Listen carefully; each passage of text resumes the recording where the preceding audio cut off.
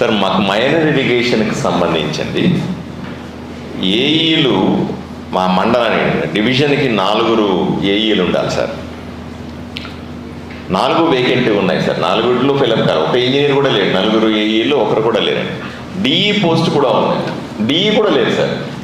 Issue ఏంటంటే అంటే sub డివిజన్లో ఏ ఒక్క ఇంజనీరింగ్ పోస్టు కూడా ఫిలప్ అయ్యలేదు. ఇది పలుసార్లు చెప్పినాము, మీకు రిప్రజెంట్ చేసినాము, వాళ్ళకు కూడా రిప్రజెంట్ చేసినాము. అంటే ఒక ఇంజనీర్ కూడా లేకుండా పెద్ద చెరువులు ఉన్నాయి, కాలువలు ఉన్నాయి, మెయింటెనెన్స్ ఎవరు, కనీసం ప్రతిపాదనలు తయారు చేస్తామంటే కూడా మనిషి లేడు సార్. అక్కడ ఎవరికి చెప్పి చేయించుకోవాలి? మొత్తం ఆదోళన ఎంత కూడా ఖాళీలు పెట్టారు, ఎవరో మనకు వేయాలి కదా.